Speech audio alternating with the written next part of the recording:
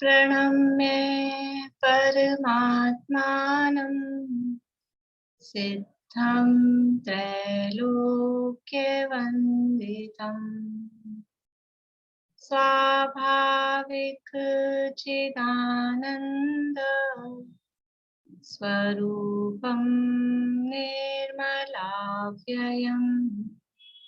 शुद्ध जीवादिद्रव्याणां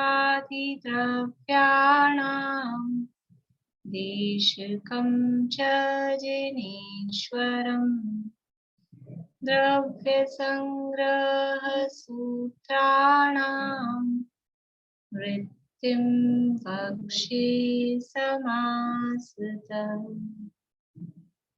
जीवमजीवमदव्यम् जीर्णवरवसहेन जीर्णनेत्तिष्ठम् देवीन्द्रविन्दवन्दम् वन्दे तं सर्वदा शिरसा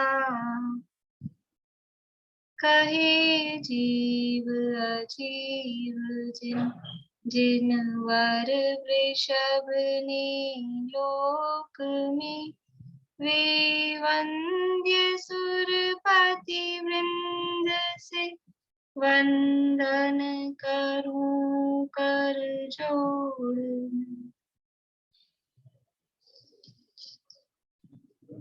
बोलिए सुनीता आंटी।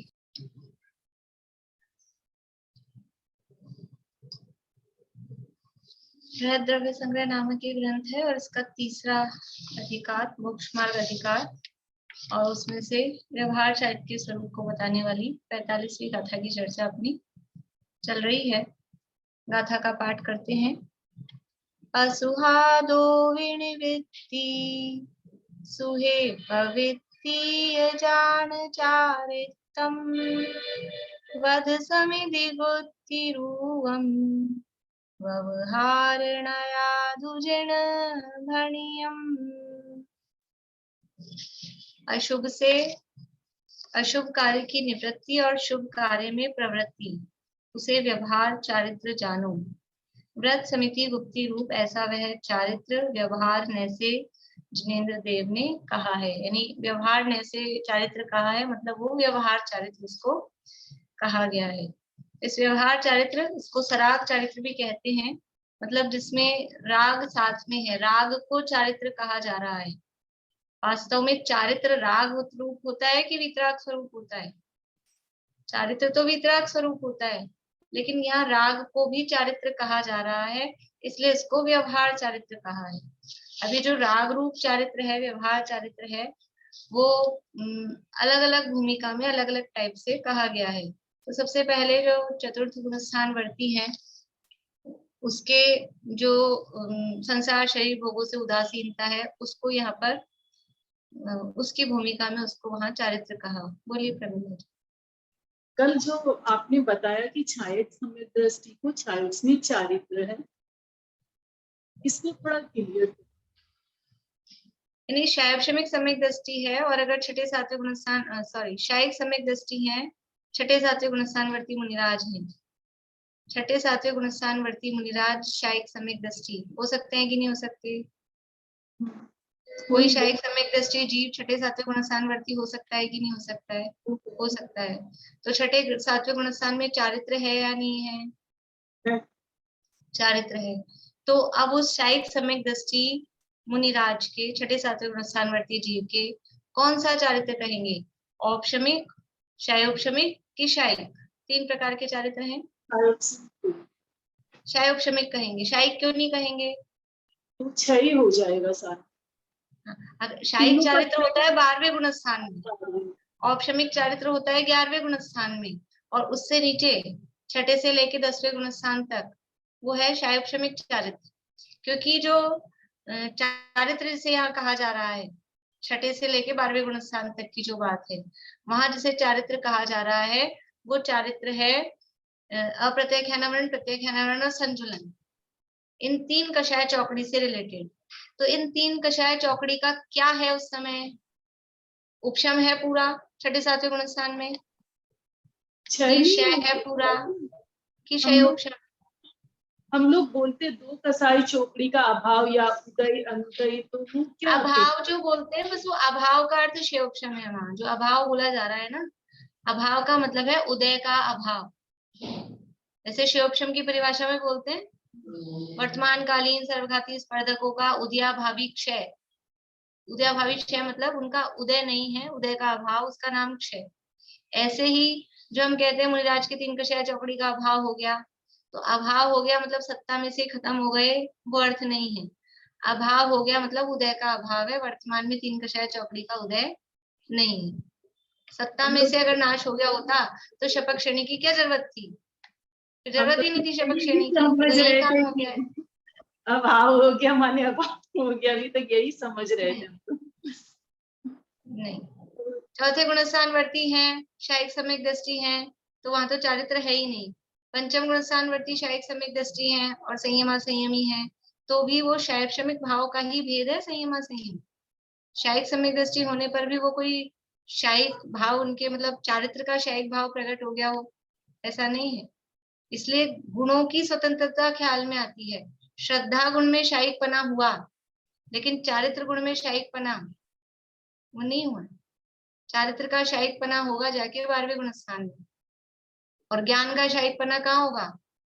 वो 13वें गुणस्थान में जाके होगा, ज्ञान शायिक। इसलिए हर गुण स्वतंत्र है, हर गुण का परिणमन स्वतंत्र है। तो ये जो छायोस्मी का परिभाषा भी अपन लगाते हैं, वो दो कसाई चौकड़ी का, इसी तरह से ही हो गया ये कि उस समय वहां पर उदयाभावी क्षय।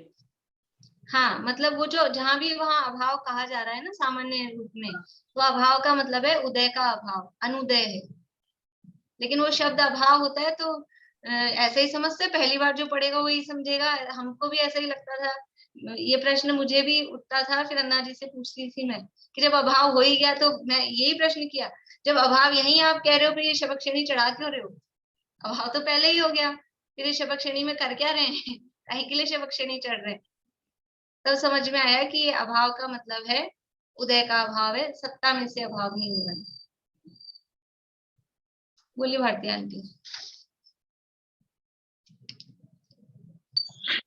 चौथे गुणस्थान वर्ती का भी तो चारित्र होता है ना, आवाज क्लियर नहीं आ रही आपकी, कुछ भी शब्द समझ नहीं आ रही। मैं कह रही चौथे गुणस्थान वर्ती का भी तो चारित्र कुछ तो होता है, कषाय चौकड़ी का तो उसका भी अभाव है।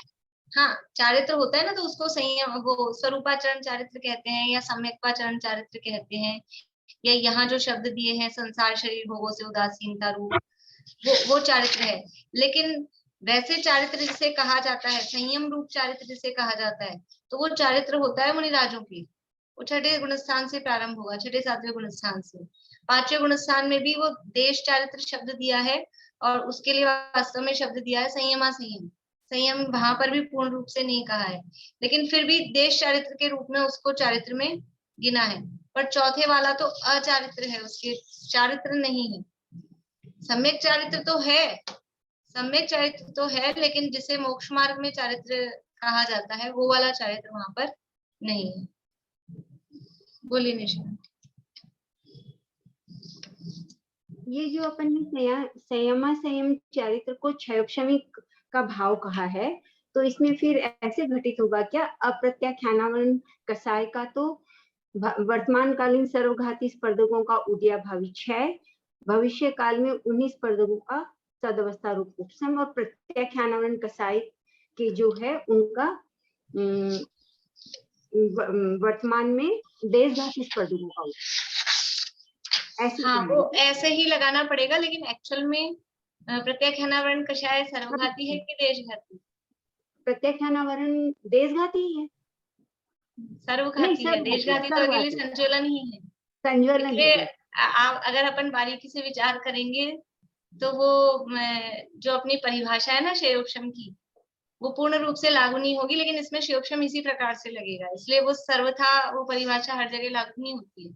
क्योंकि प्रत्याख्यानावरण यदि सर्वघाती है तो फिर उसके देशघाती स्पर्धकों का कैसे उदय है? सर्वघाती में देशघाती स्पर्धक होते ही नहीं है, सर्वघाती के तो सभी स्पर्धक सर्वघाती ही होते हैं, सर्वघाती इसलिए ये उसमें वो ऑब्जेक्शन आता है। पर वो परिभाषा इसी तरह से बनती है, मतलब उसको कथनचित रूप से लागू पड़ती है वो परिभाषा। ये आपने जो एक बात बताई ना कि ज्ञान तो क्षाई कहाँ जाके होता है, श्रद्धा कहाँ, ये एक बात अरे आप लोगों की आवाज पता नहीं मुझे बहुत अच्छे से नहीं आ रही है, सबकी ऐसी हो रही है आपने तो बोला ना मेरी। चारित्र 12वें गुण स्थान में जाके क्षाई होता है पहुंचे, हम्म, और ज्ञान 13वें गुण स्थान में, हाँ शाही ज्ञान वही होता है ना 13वें में। श्रद्धा श्रद्धा तो चौथे में भी हो जाती है, चौथे में, पांचवे में, छठे में, सातवें में, तो मिनिमम भी अपन गिने तो चौथे में भी होगी। बोलिए चमेली आंटी।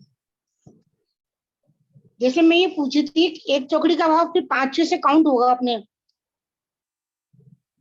पांचवे से कैसे काउंट होगा? देश चारित्र से गिनेंगे एक चौकड़ी का भाव। एक चौकड़ी का भाव पांचवे में होता है क्या? ये चीज क्लियर नहीं हो पा रही, सही बताऊंगी। एक चौकड़ी का भाव कौन से गुण स्थान में होता है, आप बताइए। चौथे में। चौथे में होता है ना, मिथ्यात्व के साथ पहली अनंतानुबंधी का। पांचवे में तो 2 का अभाव है। 5 में 2 का, फिर छठे हाँ, में, छठे में 3 का अभाव है। तो ये तो द्रविलिंगी सातवें में मुनि, 4 का मत कर देना। नहीं द्रविलिंगी मुनि के जैसे वो कितने का होता है फिर? द्रव्यलिंगी मुनि कौन सा है? द्रव्यलिंगी मुनि मतलब मिथ्या दृष्टि। मिथ्या दृष्टि कितनी कषाय का अभाव होता है? मिथ्या दृष्टि के कितनी कषाय का अभाव होता है, बताइए। 1 2 3 4, कितनी चौकड़ी का अभाव है 3 का, मिथ्या दृष्टि के? 2 का। 2 का। मिथ्या दृष्टि के कषायों का अभाव होता है तो उसका नाम मिथ्या दृष्टि क्यों है? अच्छा, कषायों का ये अभाव हो जाता तो मिथ्या दृष्टि क्यों रहता? मिथ्या दृष्टि के किसी भी कषाय का अभाव नहीं है, मिथ्यात्व का भी अभाव नहीं है, इसीलिए तो मिथ्या दृष्टि है। मिथ्यात्व का अभाव हुए बिना कषायों का अभाव कैसे हो सकता है?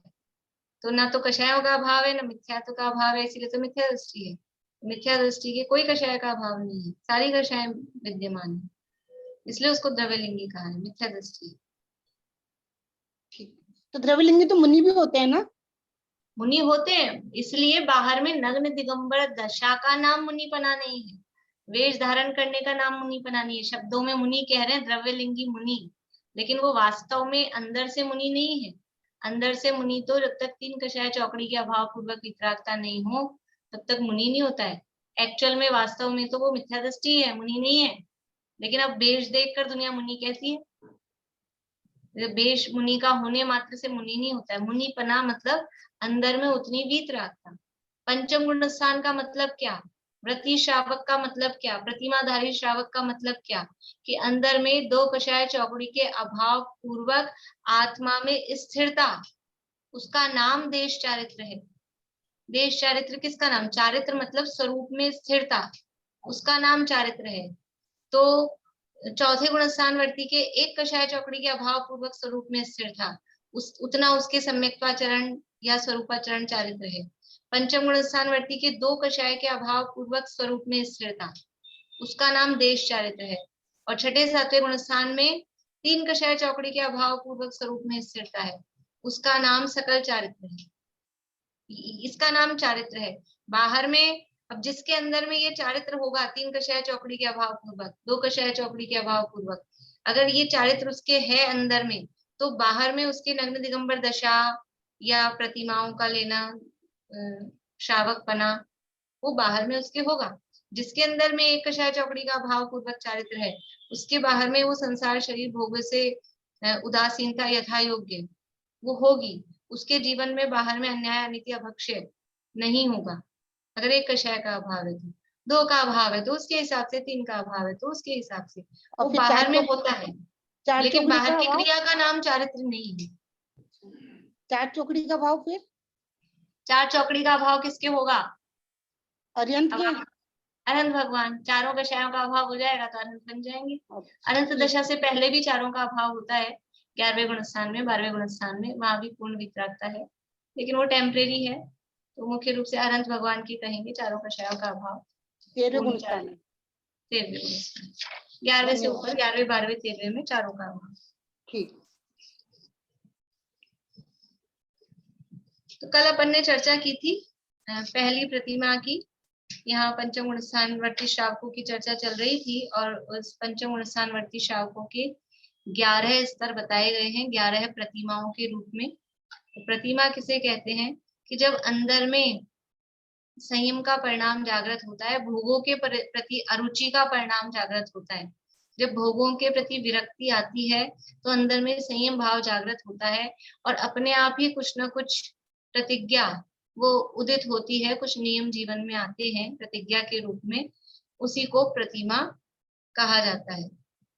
और इनको 11 भागों में बांटा है, 11 प्रतिमाओं के रूप में। प्रतिमा का मतलब कोई मूर्ति वगैरह ऐसी प्रतिमा, वो मूर्ति बन जाते होंगे, स्टैचू हो जाते होंगे, ऐसा कुछ भी नहीं है। ये प्रतिमा शब्द से उसको संबोधित किया गया है। 11 प्रतिमाएं, 11 स्तर हैं श्रावक के, उसको 11 प्रतिमाओं के नाम से कहा गया है। तो पहली दर्शन प्रतिमा, यानी दो कषाय चौकड़ी के अभाव पूर्वक, यानी सम्यक दर्शन, मिथ्यात्व का अभाव हुआ, और उसके साथ में अनंत अनुबंधी और अप्रत्याख्यानावरण, ये दो कषाय चौकड़ी के अभाव पूर्वक जो अष्टमूल गुणों का पालन है, मध्यमास मधु का त्याग और पंच उदंबर फलों का त्याग अथवा पंच अणुव्रतों का ग्रहण, वो अभी अपन पढ़ेंगे। यानी अष्टमूल गुणों का पालन जो नियम पूर्वक है, वो नियम पूर्वक अष्टमूल गुणों का पालन जिसके जीवन में होता है, वो पहली दर्शन प्रतिमा का धारी होता है। इसको अपन थोड़ा दर्शन विशुद्धि भावना से भी रिलेट कर सकते हैं। दर्शन प्रतिमा का धारी जो श्रावक है, वो सम्यक दर्शन, जो 25 दोषों से रहित सम्यक दर्शन, जो दर्शन विशुद्धि भावना में अपन देखते हैं, 8 अंग सहित और 25 दोषों रहित जो सम्यक दर्शन की शुद्धि है, उसका नाम दर्शन विशुद्धि भावना है। ऐसे ही यहाँ दर्शन प्रतिमा मतलब 8 गुणों सहित और 25 दोषों से रहित जो निर्दोष सम्यक दर्शन पालन हो रहा है। सम्यक दर्शन तो हो ही रहा है, साथ में वो दो कषाय चौकड़ी का अभाव है, तो वो देश व्रतों का पालन, लेकिन किस रूप में? निर्दोष रूप में। सम्यक दर्शन की पूर्ण रूप से शुद्धि है। एक तो सामान्य रूप से, यानी यहाँ इसको स्पेशली क्यों कह रहे हैं ऐसा कि निर्दोष रूप में पालन, सम्यक दृष्टि के भी कुछ अतिचार कहे हैं, वो अतिचार भी जिसमें न लगे, निर्दोष रूप से सम्यक दर्शन का पालन हो, विशुद्धि कुछ विशेष हो, और दूसरे बाहर में व्रताधिक अन्य जो ऊपर की प्रतिमाओं में है, वो बाहर में स्पेशल कोई व्रताधिक नहीं दिखते हो, तो वो कहलाती है पहली दर्शन प्रतिमा। कल अपन ने यहाँ से देखा था, अब इसको अपन ये रत्नकर्ण शावकाचार से कल पढ़ा था क्या अपन ने? कल नहीं पढ़ा था ना रत्नकर्ण शावकाचार से। रत्नकर्ण शावकाचार से पढ़ते हैं, फिर मैं ये जो तत्व ज्ञान पाठमाला भाग 1 है उसमें से पढ़ के आपको बताती हूँ।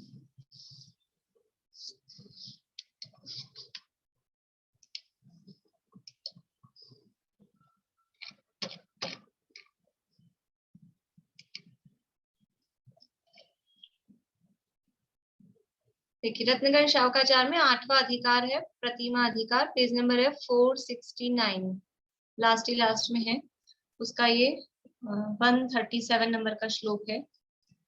सम्यक दर्शन शुद्ध संसार शरीर भोग निर्विण्णः पंच गुरु चरण शरणो दार्शनिकस्तत्व पथ ग्रह्य। जो सम्यक दर्शन के 25 मल दोषों से रहित हो, सम्यक दर्शन शुद्ध, शुद्ध का मतलब क्या है? शुद्ध सम्यक दृष्टि, तो शुद्ध का मतलब क्या है?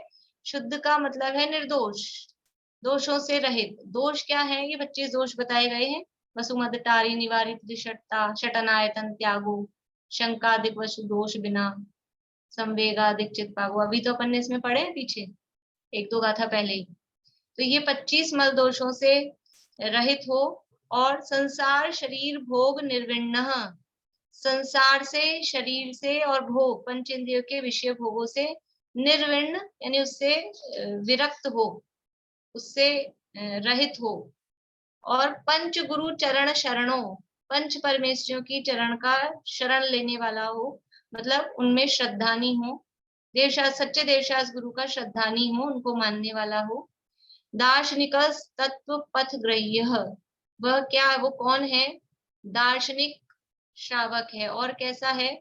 तत्व पथ ग्रह्य, तत्व पथ को ग्रहण करने वाला है। तत्व पथ, तत्व पथ मतलब कि जो वास्तविक मार्ग है, सच्चा मार्ग है, तत्वार्थ श्रद्धान है, उसको वो ग्रहण करने वाला है, जीवादि 7 तत्वों का श्रद्धान करने वाला है और सत्यार्थ मार्ग में ग्रहण करने वाला है।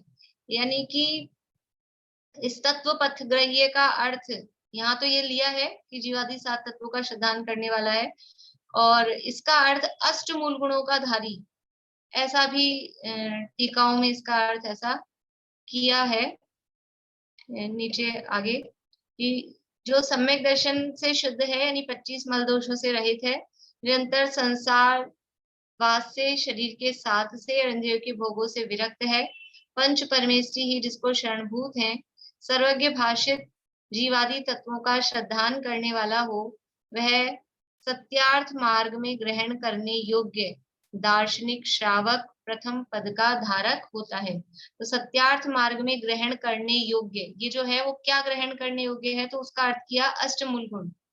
अष्टमूल गुण कौन से हैं, तो यहाँ रत्नकर्ण शावकाचार्य में अष्टमूल गुण दिए हैं, 5 अणुव्रतों का पालन और 3 मकार का त्याग। जो पीछे अधिकार गए हैं, मूल गुण अधिकार है इसमें पीछे, वहां पर अष्टमूल गुण यही दिए हैं, 5 अणुव्रत और 3 मकार, 5 अणुव्रतों का ग्रहण, 3 मकार का त्याग। अपन जो पढ़ते हैं जनरली अपनी पाठमालाओं में, वहां है 5 उदंबर फलों का त्याग और 3 मकार का त्याग, लेकिन रत्नकर्ण शावकाचार्य में 5 अणुव्रतों का ग्रहण। इससे क्या मतलब निकल रहा है अर्थ, कि जो पहली प्रतिमाधारी है वो भी अणुव्रतों का धारी तो होता है, ऐसा नहीं है कि दूसरी प्रतिमा का नाम है व्रत प्रतिमा, तो जो अणुव्रत ग्रहण करेगा वो दूसरी प्रतिमा में ग्रहण करेगा, ऐसा नहीं है। पहली प्रतिमाधारी भी अणुव्रतों का ग्रहण तो करता ही है, क्योंकि पंचम गुण स्थान में है, लेकिन अब दोनों के अणुव्रतों के ग्रहण में फर्क हो सकता है, होगा ही, कि पहली प्रतिमाधारी है वो उसके निरतिचार पालन नहीं होगा, लेकिन दूसरी प्रतिमाधारी है उसके प्रतिमा का नाम ही व्रत प्रतिमा है, तो वहां उसका निर्दोष निरतिचार पालन होगा। अभी इसी चीज को ये अपने तत्व ज्ञान पाठमाला भाग 1 में जो पाठ है, एक मिनट में शेयर करती हूँ आपको।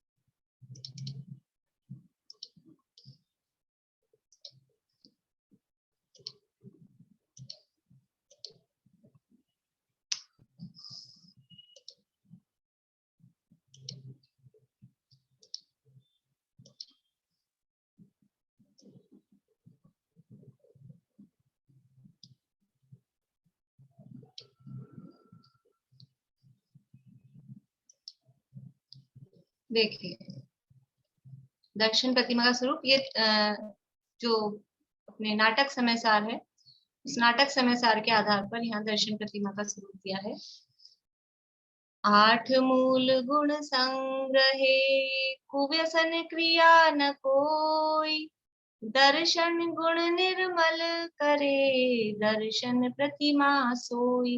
यानी दर्शन प्रतिमा में कौन से गुणों की मुख्यता है, मतलब नियम कौन से हैं इसमें, तो अष्ट मूल गुणों का धारी, ये इसमें मुख्य। यहाँ पर भी यही बात आ रही है, अपन ने पीछे पढ़ा था, आपने यहाँ पे भी पढ़ा था द्रव्य संग्रह में, वहां पे भी अष्टमूल गुणों की बात आई थी। अब बात यह है कि अष्टमूल गुण कौन कौन से हैं, उसमें अंतर है, लेकिन जो दर्शन प्रतिमा का धारी श्रावक है वो अष्टमूल गुणों का धारी होता है, ये बात यहाँ पर कह रहे हैं। तो अष्टमूल गुण संग्रहे, कुव्यसन क्रिया न कोई, कुव्यसन यानी सप्त व्यसन, ये बात भी अपन ने कल की थी, कि सप्त व्यसनों का वो त्यागी होता है, 8 मूल गुणों का धारी होता है, सप्त व्यसनों का त्यागी होता है। दर्शन गुण निर्मल करे, और जो ये सम्यक दर्शन गुण है, सम्यक दर्शन गुण है कि पर्याय है, तो पर्याय को गुण कहने की पद्धति चलती है, उसको गुण के रूप में कहा। ये सम्यक दर्शन रूपी जो गुण अभी प्रकट हुआ है, और ये जो गुण प्रकट है वो निर्मल, निर्मल मतलब दोषों से रहित हो, 25 दोषों से वो रहित हो, दर्शन प्रतिमा सोई, वही दर्शन प्रतिमा का धारी श्रावक, या उसे दर्शन प्रतिमा कहते हैं। अंतर्मुख शुद्ध परिणति पूर्वक, कषाय मंदता से, अष्टमूल गुण धारण एवं सप्त व्यसन त्याग रूप भावों का सहज, सहज मतलब हट बिना, मतलब जबरदस्ती खींच तान के नहीं, लाइफस्टाइल ही ऐसी है, जीवनचर्या ही ऐसी है, वो सहज सहज होना ही दर्शन प्रतिमा है। पहली बात क्या दी है, अंतर्मुख शुद्ध परिणति पूर्वक। ये अंतर्मुख शुद्ध परिणति क्या चीज है? अंतर्मुख शुद्ध परिणति का क्या अर्थ है? अंतर्मुख शुद्ध परिणति मतलब क्या? बोलिए सुनीता आंटी। आत्मभूति। आत्मानुभूति तो ठीक है, पर आत्मानुभूति का अर्थ क्या? बोलिए निशा आंटी। कसाय चौकड़ी का अभाव। हाँ, दो कषाय चौकड़ी का अभाव, वो अंतर्मुख शुद्ध परिणति। दो कषाय चौकड़ी के अभाव पूर्वक जो वितरागता है वो है अंतर्मुख शुद्ध परिणति। अंतर्मुख शुद्ध परिणति पूर्वक की परिणति क्या चल रही है कि दो कषाय चौकड़ी के अभाव पूर्वक वितरागता है। उस पूर्वक कषाय की मंदता से अष्टमूल गुण धारण एवं सप्त व्यसन त्याग रूप भावों का सहज होना ही दर्शन प्रतिमा है। मध्य मास मधु और पंचदंबर फल खाने का राग उत्पन्न नहीं होना, अर्थात इन वस्तुओं का त्याग करना, ये अष्टमूल गुणों का धारण है। ये बात अपन ने कल कर ली थी, अभी विशेष बात आगे आएगी। बोलिए भारती आंटी। प्रतिमा धारण क्या पांचवें गुण स्थान में मतलब कर सकते हैं? हाँ, प्रतिमा धारण है वो पंचम गुण स्थान में ही होगा, चौथे में नहीं। क्योंकि दो चौथे कषाय गुण स्थान में चौकड़ी का भाव बोला ना आपने। दो कषाय चौकड़ी का अभाव जरूरी है, तभी वो प्रतिमाधारी है। प्रतिमा शब्द ही पंचम गुण स्थान व्यक्ति के लिए ही है। और जो व्यवहार रूप से प्रतिमा लेते हैं उसका कोई मतलब नहीं है। व्यवहार लेते तो बोलिए बन रहे हैं, व्यवहार तो वो तो पहले गुणस्थान में भी ले लेते हैं, फिर वो भारी क्रिया से उसका फिर गुणस्थान का संबंध नहीं है वास्तव में। लेकिन गुणस्थान या प्रतिमा वास्तव में क्या है कि दो कषाय चौकड़ी के अभाव पूर्वक अंतर्मुख शुद्ध परिणति पूर्वक जो कषाय की मंदता है और उसके साथ में वो जो व्यवहार चल रहा है, उसका नाम एक्चुअल में प्रतिमा है। अच्छा, एक चीज पूछना चाह रही थी कि जैसे प्रतिमा ले ली पांच गुणस्थान जिन्होंने, उनका जो चरणानुयोग का जो उनका है जो चर्या, वो कैसे निपटा उनका? मतलब कोई दूसरा ही करेगा उनका ना, खुद तो नहीं कर पाएंगे। क्यों नहीं करेंगे? दूसरा क्यों नहीं? अभी अपन पढ़ रहे हैं ना आगे, अभी अपन पढ़ रहे हैं उसमें सातवीं प्रतिमा तक आरंभ त्याग से पहले, जब आरंभ त्याग कर देंगे तब वो खुद कमाएंगे नहीं, बनाएंगे नहीं। आरंभ त्याग से पहले तक वो खुद कमाएंगे, खुद बनाएंगे, दूसरे की क्या जरूरत है? दूसरे पे डिपेंडेंट नहीं होने का नाम धर्म है। वो जब तक इतनी विरक्ति नहीं हो जाए कि हम अब इस तरह का आरंभ का काम भी नहीं करेंगे। सातवीं प्रतिमा तक घर में तो 10वीं प्रतिमा तक भी रहता है, लेकिन वो कमाएगा भी, बनाएगा भी, खुद कमाएगा, खुद बनाएगा। आरंभ त्याग नहीं किया है अभी, इसलिए।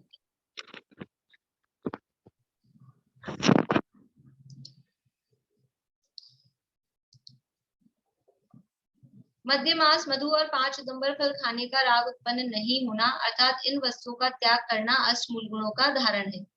जुआ खेलना, मांस खाना, मदिरापान, वेश्यागमन, शिकार करना, चोरी करना, पर स्त्री रमणता, ये 7 व्यसन है। इनका त्याग ही सप्त व्यसन त्याग है। यानी मतलब आप देखिए कि सप्त व्यसन के त्याग की बात पहली प्रतिमा में जाके कर रहे हैं। अभी कोई सप्त व्यसन का मतलब करता हो तो उसको सम्यक दर्शन भी हो सकता है कि अपने को तो उसमें भी शंका हो, इसको चौथा गुण स्थान भी हो सकता है क्या सप्त व्यसन जिसके जीवन में हो। तो अर्थ क्या समझना है कि स्थूल सप्त व्यसन जिसके जीवन में होंगे, स्थूल अन्याय अनित्य भक्ष जिसके जीवन में होगा, उसको तो सम्यक दर्शन होने का सवाल ही नहीं है। लेकिन निरतिचार रूप से बारीकी में बिल्कुल उसका त्याग वो कहाँ जाके हो रहा है, वो प्रतिमा पंचम गुण स्थान में जाके हो रहा है।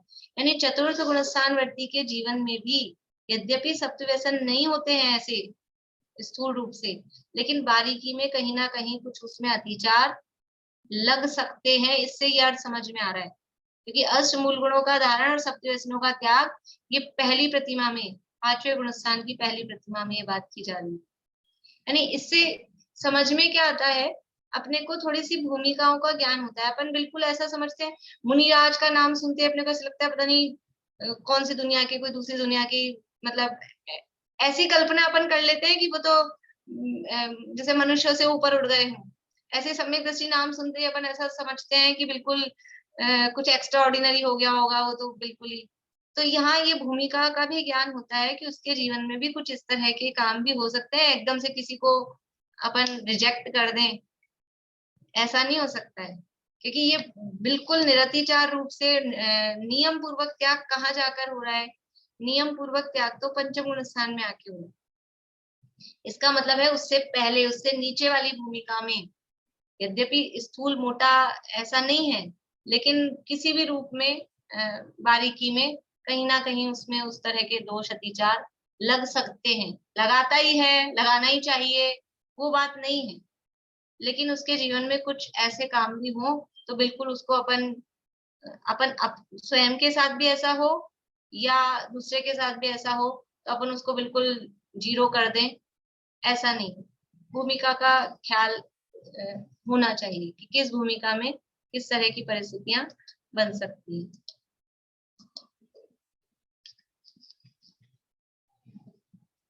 निरतिचार सम्यक दर्शन का होना ही दर्शन गुण की निर्मलता है। सम्यक पूर्वक भूमिका योग्य शुद्ध परिणति निश्चय दर्शन प्रतिमा है। सम्यक पूर्वक भूमिका योग्य शुद्ध परिणति मतलब क्या? एक कषाय चौकड़ी का अभाव कि दो कषाय चौकड़ी का अभाव? सम्यक पूर्वक यानी मिथ्यात्व के अभाव पूर्वक, और भूमिका योग्य शुद्ध परिणति तो मिथ्यात्व का अभाव और दो कषाय। ये भूमिका योग्य शुद्ध परिणति मतलब है पंचम गुण स्थान वर्ती की बात चल रही है, तो दो कषाय चौकड़ी के अभाव पूर्वक शुद्ध परिणति। ऐसा नहीं अकेला सम्यक पूर्वक लिखा है तो एक कषाय चौकड़ी का अभाव हो तो भी दर्शन प्रतिमा हो जाएगी। दो कषाय चौकड़ी के अभाव पूर्वक वो जो शुद्ध परिणति है वो निश्चय दर्शन प्रतिमा है, तथा उसके साथ सहज हट बिना, खींचतान नहीं, अपने आप ही अंदर से ऐसा भाव आएगा, वो सहज होने वाला कषाय मंदता रूप भाव व बाह्याचार व्यवहार दर्शन प्रतिमा है। उसके साथ में ही ये जो दो कषाय चौकड़ी के अभाव पूर्वक शुद्ध परिणति है यानी निश्चय दर्शन प्रतिमा है, उस निश्चय दर्शन प्रतिमा के साथ में ही जो कषाय की मंदता रूप भाव, ये क्या है? कषाय की मंदता रूप भाव वीतराग भाव है कि राग भाव है? कषाय की मंदता रूप भाव वीतरागता है कि राग भाव है? राग भाव है। तो उसके साथ में होने वाला कषाय की मंदता रूप भाव मतलब वो जो राग है, निश्चय प्रतिमा तो है वीतराग भाव रूप शुद्ध परिणति, शुद्ध परिणति है वीतराग भाव, और उसके साथ में ये जो राग हो रहा है, और राग और बाह्याचार, उसके साथ होने वाला राग और बाहरी क्रिया, वो व्यवहार से दर्शन प्रतिमा उसको कहते हैं। राग वास्तव में प्रतिमा नहीं है और क्रिया तो है ही नहीं, लेकिन फिर भी अंदर जब वो वितरागता होती है तो साथ में ये राग और ये बाहरी क्रिया, वो जो भी आचरण है बाहर में, वो यथा योग्य उसमें होता ही है। बाहरी में क्रिया क्या है कि अष्टमूल गुण के पालन रूप, सप्त व्यसन के त्याग रूप, वो क्रिया रूप में बाहर में। अंदर में राग ऐसा कि अष्टमूल गुण पालन करें, सप्त व्यसन का त्याग करें, ये इस तरह का शुभ भाव भी साथ में चलता है, और अंदर में दो कषाय चौकड़ी के अभाव पूर्वक वीतरागता। इन तीनों का जो कॉम्बिनेशन है उसका नाम दर्शन प्रतिमा है। लेकिन उसमें से निश्चय क्या है, व्यवहार क्या है, वो दोनों को अलग अलग समझना चाहिए। आचार्य समंत भद्र के अनुसार, ये जो अभी अपन ने रत्नगंज शाखाचार का पढ़ा ना, उसमें आचार्य समंत भद्र के अनुसार दर्शन प्रतिमा में 5 अनुव्रत भी आ जाते हैं। क्या अभी क्या पढ़ा था अपन ने कि जो दार्शनिक तत्व पथ ग्रह्य, जो ये शब्द दिया ना तत्व पथ ग्रह्य, तत्व पथ ग्रह्य में अष्टमूल गुणों का धारण दिया है, और अष्टमूल गुणों में रत्नकर्ण शाखाचार में ही आपको श्लोक बता देती हूँ, आप लोगों को देखना हो बाद में। अनुव्रत अधिकार है इसका तीसरा अधिकार, उस तीसरे अधिकार का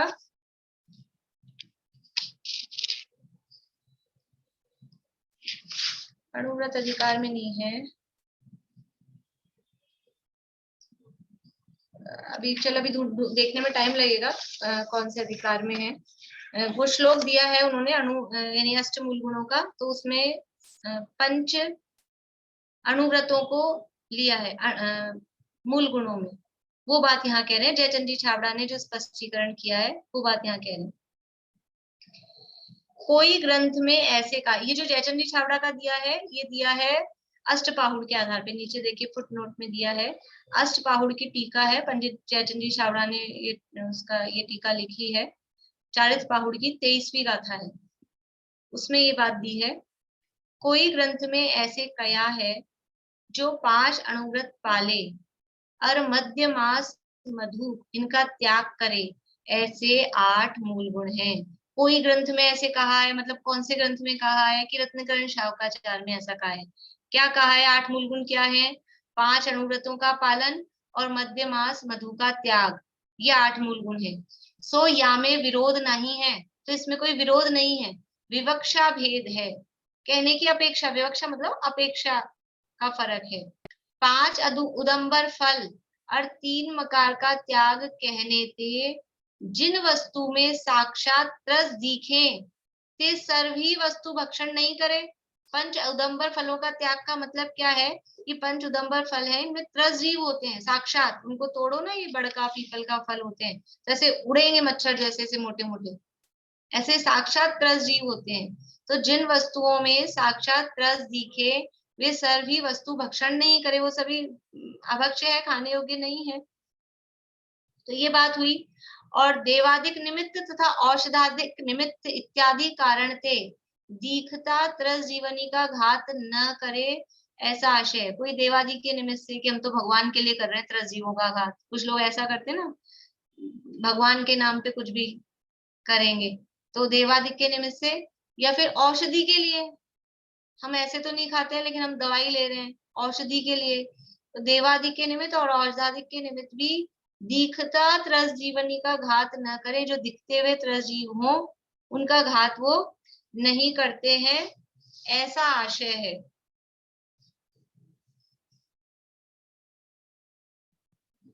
ऐसा आशय है। सो या में तो अहिंसानुव्रत आया, ये तो क्या आ गया? ये पंच उदंबर फलों का जो त्याग हुआ, और समझ लीजिए मध्य मास मधु में भी जो त्रस जीवों के घात वाली अपेक्षा है, ये सब में तो क्या आ गया? अहिंसानुव्रत आया, ठीक है। और आगे कहा है पंचअणु 8 मूल गुणों का धारण और सप्त व्यसन का त्याग। तो सप्त व्यसन के त्याग में झूठ का और चोरी का और परिस्त्री का ग्रहण नहीं, तो ये अहिंसानुव्रत आ गया, सत्यानुव्रत आ गया, अचौर्यानुव्रत आ गया, ब्रह्मचर्यानुव्रत आ गया, आ गए ना सारे अनुव्रत। और आगे कौन सा रह गया है? परिग्रह परिमाण। तो या में अति लोभ का त्याग थे, परिग्रह का घटाव ना आया, इसमें इन सब में लोभ नहीं है, आसक्ति नहीं है, तो परिग्रह भी कम हुआ, तो परिग्रह परिमाण अनुव्रत भी आ गया। ऐसे 5 अनुव्रत आवे हैं, इनके अतिचार टले नाही ताते अनुव्रति नाम न पावे। ऐसे दर्शन प्रतिमा का धारक भी अनुव्रति है, ताते देश विरत सागार संयमाचरण चारित्र में याकू भी गिन्या है। यानी इसमें ये जो ये है ना पहली प्रतिमाधारी, दर्शन प्रतिमाधारी, इसमें इसके अतिचार नहीं टल रहे। पंच अनुव्रत तो आ गए, जो ये है अष्टमूल गुण और सप्त व्यसन, अष्टमूल गुणों का धारण और सप्त व्यसनों का त्याग, इन सब में मिला के पंच अनुव्रतों का ग्रहण तो हो गया है, आ गया है, लेकिन फिर भी इसमें अतिचार नहीं टलते हैं, इसलिए इसको अभी अनुव्रति मतलब वो व्रति नहीं कहते हैं, दर्शन प्रतिमा वाला कह रहे हैं, व्रत प्रतिमा वाला नहीं कह रहे हैं, ऐसा समझना। इसलिए इसको अनुव्रति नाम न पावी। ऐसे दर्शन प्रतिमा का धारक भी अनुव्रति है, नाम नहीं पा रहा है लेकिन है अनुव्रति, पर वो है कि कुछ अतिचार लगते हैं, निरतिचार पालन उसमें नहीं होता है ताते, इसलिए देश विरत सागार संयमाचरण चारित्र में इसको भी गिना है। मतलब समझ में आया आप लोगों को बात क्या बता रहे हैं यहाँ पे? कि कल जो अपन ने पढ़ा था उसमें दर्शन प्रतिमा का धारी किसे कहा है? दर्शन प्रतिमा का धारी कहा है अष्टमूल गुणों का धारी और सप्त व्यसन का त्यागी। तो प्रश्न ये है कि दर्शन प्रतिमा जब आप कह रहे हो पंचम गुण स्थान में है, तो पंचम गुण स्थान वर्ती को तो अनुव्रति होना चाहिए, सामान्य रूप से अपन यही स्वरूप समझते हैं, पंचम गुण स्थान मतलब अणुव्रति। तो इस दर्शन प्रतिमा में अणुव्रतों का धारण है कि नहीं है? तो कह रहे हैं उसमें भी अणुव्रतों का धारण है। ये जो अष्टमूल गुणों का त्याग है, अष्टमूल गुणों का धारण है और सप्त व्यसन का त्याग है, इन दोनों में मिला के वो अणुव्रत गर्भित हो जाते हैं। और दूसरी तरफ से हम देखें तो जो अष्टमूल गुण है, उस अष्टमूल गुण में ही 5 अणुव्रतों को ग्रहण किया है समंत भद्राचार्य ने, तो उस रूप में भी वो पंचाणुव्रत ग्रहण हो जाते हैं। इसलिए उसके अणुव्रत तो हैं, लेकिन उसको अणुव्रति कहते नहीं है। क्यों नहीं कहते हैं? क्योंकि उसके अभी जैसा निर्दोष पालन दूसरी प्रतिमा में होता है, वैसा निर्दोष पालन इसके जीवन में नहीं होता है, कुछ अतिचार लगते हैं, इसलिए इसको व्रत प्रतिमा वाला या व्रती वो नाम नहीं दिया है। इसलिए दो प्रतिमाएं अलग अलग हैं, दोनों में डिफरेंस है। ठीक है, समझ में आई बात? बोलिए भारती आंटी। ये अतिचार जो लगते हैं, ये व्रती जब प्रतिमा लेते हैं, दूसरी प्रतिमा लेते हैं, तो उस समय ये अतिचार कैसे लगना बंद हो जाते हैं एकदम? मतलब उसके लिए मतलब क्या, मतलब हम लोग को एफर्ट देखो अतिचार कब लगते हैं? जब अपनी विशुद्धता में कमी होती है ना, तो अतिचार लगते हैं। जब विशुद्धि बढ़ जाती है तो अतिचार भी नहीं लगते हैं। तो जैसे जैसे विशुद्धि बढ़ती जाती है वैसे वैसे अतिचार यानी निरतिचार पालन होता है, निर्दोष पालन होता है। दोष लग रहा है इसका मतलब ये है विशुद्धि में अभी कुछ कमी है, तभी तो दोष लगा। तो वो भूमिका बढ़ती जाती है, विशुद्धि बढ़ती जाती है, तो निर्दोष हो जैसे जाता है। त्रस जीव की हिंसा का जैसे है, तो वो भूल से तो हो सकती है ना?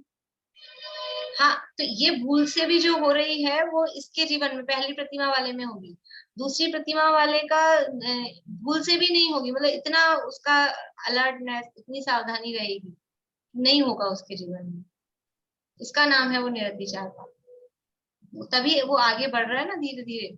तो शिथिलता होती है तो वो भूल होती है, शिथिलता नहीं है किसी भी तरह से तो भूल होने का, चूक होने का सवाल नहीं, परफेक्ट काम होगा।